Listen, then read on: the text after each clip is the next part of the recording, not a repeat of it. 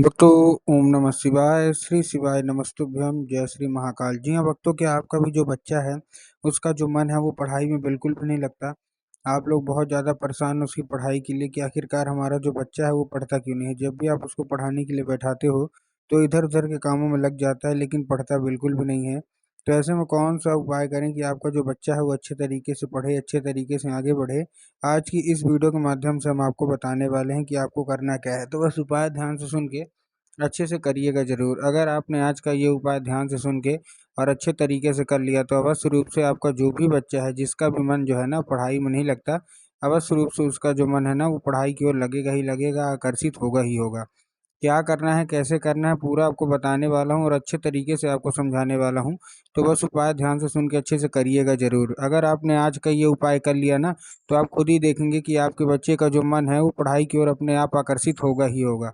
देखिए, आपको भी पता है कि जो पूज्य गुरुदेव की जो कथा होती है उसमें लाखों की भीड़ आती है। कैसे भीड़ आती है? लाखों की भीड़ आती है। और जब गुरुदेव की कथा में लाखों की भीड़ आती है तो वहाँ ज़्यादातर जो भक्त रहते हैं वो क्या करते हैं, पत्र के द्वारा, किसके द्वारा, पत्र के द्वारा अपनी मनोकामना गुरुदेव तक पहुँचाते हैं। तो अभी गुरुदेव की कथा चल रही थी, आज से 4-5 महीना पहले की बात है।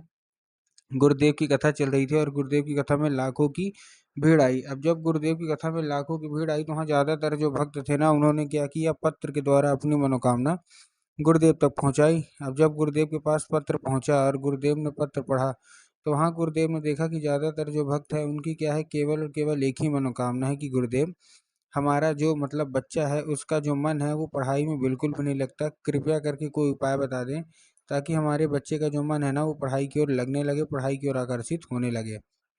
जब गुरुदेव ने देखा तब गुरुदेव ने 2 से 3 उपाय बताए और कहा केवल और केवल ये उपाय कर लेना, तुम्हारा जो भी बच्चा है जिसका भी मन पढ़ाई लिखाई में नहीं लगता, अवश्य रूप से उसका जो मन है ना वो पढ़ाई की ओर आकर्षित होगा ही होगा। जब गुरुदेव ने उपाय बताया तो लोगों ने जा जा के इस उपाय को घर में करना शुरू कर दिया। अब जैसे ही लोगों ने जा जा के इस उपाय को घर में करना शुरू कर दिया, वही लोग गुरुदेव की कथा में मात्र 1 से 1.5 महीने के बाद गुरुदेव की कथा में वापस आए। अब जब वही लोग गुरुदेव की कथा में वापस आए तो उन्होंने क्या किया, फिर से एक बार गुरुदेव को पत्र लिखा।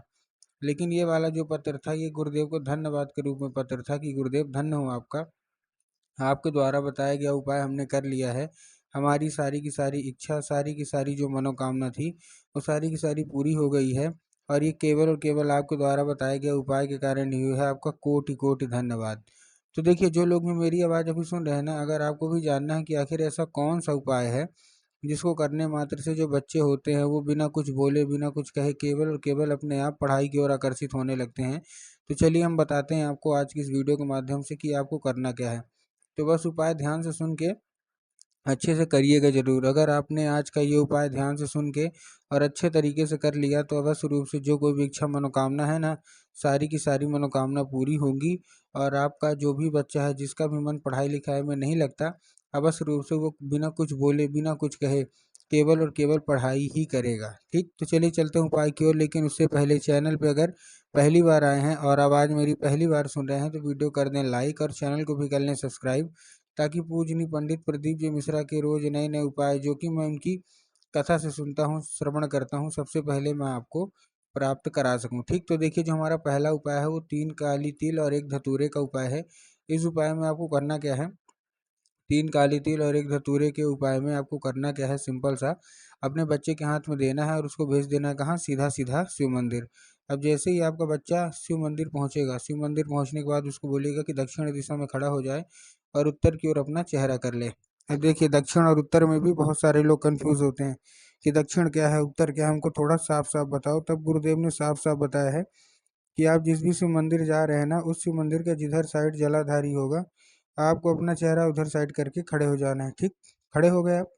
खड़े होने के बाद आपको एक नाम लेके, कौन सा, महादेव को बहुत ही सुंदर सा नाम है श्रम्भेश्वर महादेव। तो आपको करना क्या है, आपको जस्ट श्रम्भेश्वर महादेव का नाम लेके उन्हीं का स्मरण करके आपको चुपचाप क्या कर देना है, आपको अर्पित कर देना है बस। मतलब अपने बच्चे से बोलिएगा कि अर्पित कर दे। पूज्य गुरुदेव कहते हैं ज़्यादा से ज़्यादा 1 महीना या ज़्यादा से ज़्यादा 1.5 महीना अगर लगातार ये उपाय किया जाए तो अवश्य रूप से जो बच्चे की पढ़ाई की है ना वो अपने आप बिना बोले, बिना कुछ कहे, पढ़ाई की ओर आकर्षित होने लगता है। ठीक, ये था कौन सा, ये था हमारा पहला उपाय। अब दूसरा उपाय जो है, जितने भी माता पिता हैं उनको ये उपाय करना है। माता पिता कैसे उपाय करेंगे वो भी हम आपको बता देते हैं। इस उपाय को करने के लिए जितने भी माता पिता, आपको एक लाल फूल चाहिए। क्या चाहिए? एक लाल फूल। अब देखिए, जब आप लाल फूल लेंगे तब आपको ध्यान रखना है कि जो फूल है वो कहीं से भी कटा फटा है, खंडित नहीं होना चाहिए। पहली चीज़ आपको ये ध्यान रखना है। और दूसरी चीज़ जो ध्यान रखना है, जो फूल है ना वो गुलाब का हो तो ज़्यादा अच्छा है। ठीक, तो आपने ले लिया फूल। अब इस उपाय को करने के लिए आपके घर में माता सरस्वती की फोटो या मूर्ति होना अति अनिवार्य है। अगर आपके घर में माता सरस्वती की फोटो है तब तो अच्छी बात है, लेकिन अगर नहीं है तो आपको बाजार जाना है, माता सरस्वती की फोटो लाना है और घर में उनको स्थान देना है। ठीक, दे दिया स्थान।